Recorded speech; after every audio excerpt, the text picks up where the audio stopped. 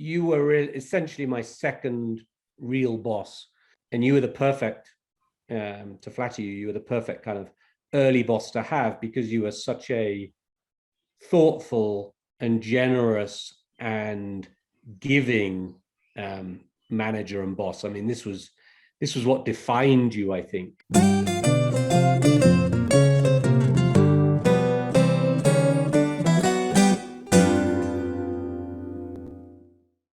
We've had a close personal relationship between us outside of the workplace for many years. And, we've always had this interesting connection, because Nilima and Sally were colleagues, and then you and I were colleagues.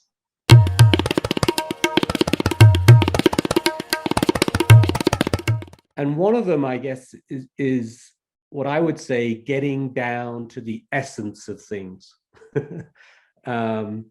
You had this way, which, I guess wasn't very typical, especially in Asia, of slowing things down and saying, well, so what? And, well, what does that mean? And just stopping people in their tracks and questioning everything. What's the brief behind the brief? With your protection, I guess, you let me and encouraged me to write a lot. And I wrote a lot of articles and little books and things. Yes. And they, I think I won 2 or 3 Atticus Awards. Yes. With WPP. And looking back now, I thought that was me, but actually it wasn't. It was largely you, because you would take the draft and you'd say, you would say, well, so what, and you would just push and push and push and make me rewrite them and rewrite them. Do you know what this is? Yes, it's one of those wall hangings with this tribal artwork, isn't it? Exactly. So it's got these 4 guys on it, and they're kind of pushing out. And I can't remember the occasion you gave it to me. Maybe it was my leaving party. But you gave this to me and you said this made you think of me, because I was always kind of trying to get out of the box, trying to push harder. And that has sat always over the last 25 years. Wow. That's always sat on my bookshelf. And I've always looked at it and thought, okay, yeah, that's Vijay reminding me to push harder and go back and rewrite it and do it better. We were trying to, at that time, reestablish our thought leadership credentials with Unilever. And while much of what we did was primarily for Unilever, Tim and Miles and some of the others saw that what you were writing was actually relevant to everyone. And so if you remember, what we started creating for Unilever as Ogilvy suddenly became Ogilvy's thought leadership papers that were getting sent out every quarter. And, the agency got a lot of mileage out of it. I remember you as a, super smart, always looking for a kind of slightly different angle into things. And you had a great ability to both synthesize and articulate. So I remember kind of putting you in front of some very senior clients and making presentations about what to do in a recession and how to protect brands in difficult times and, things like that.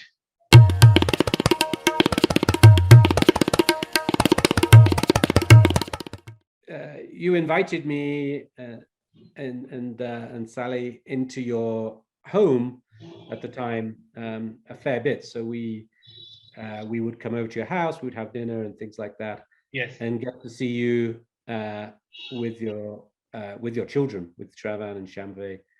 And I just remember them. I mean, they were the most joyful and shining kids I think I'd ever met. I always remember they used to call me James Uncle, and Yes. Sally Ann. Yes. Yes. And Shravan did these incredible impressions. He still does that. But I feel if I had to describe it, it was a house of love and joy, but it was also a house of rules. And I don't know whether that was a deliberate, parenting philosophy, or whether it's an Indian cultural thing, but it was a house of love and joy and a house with very clear rules. And I think everything I've learned about parenting of four boys is that those two things are two sides of the same coin. Yes. When you have very clear structure and rules, then you can have a house of love and joy, and everyone knows where they are. I think that's the essence of being a good parent.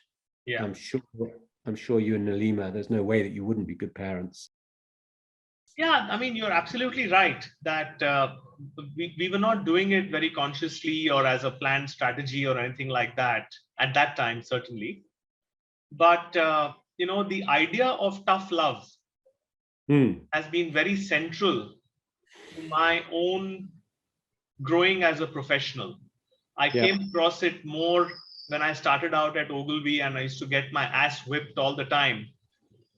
And yet it used to get done in a very caring and very concerned way, where my development and my growth was always a priority for my first few bosses.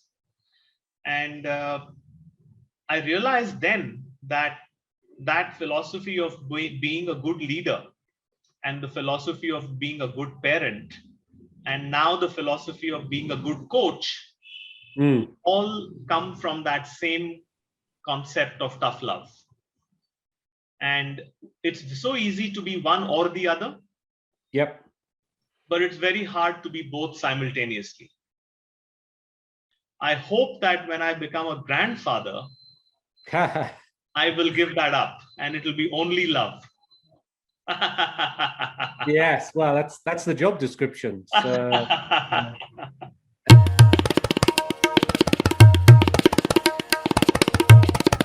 three ways that we're similar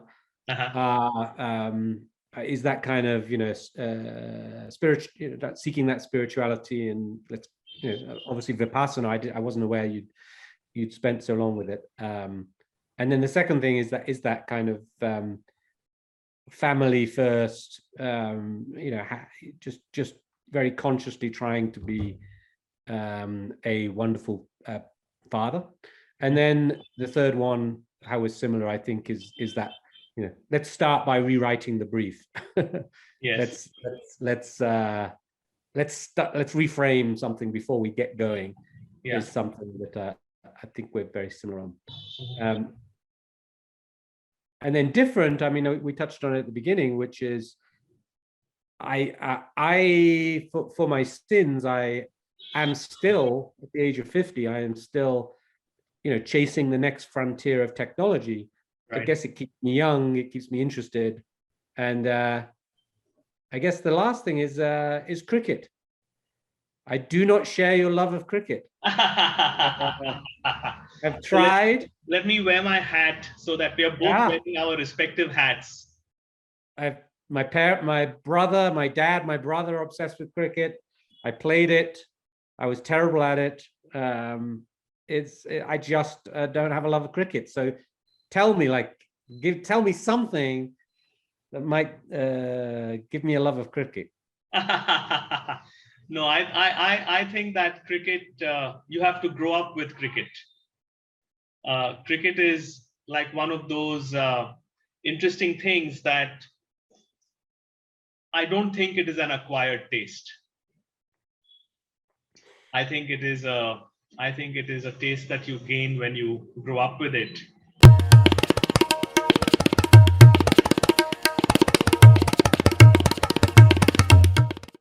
I absolutely sincerely wish that you enjoy those many years as a loving grandparent without any rule setting. That's a good wish. Thank you. I will keep that in mind.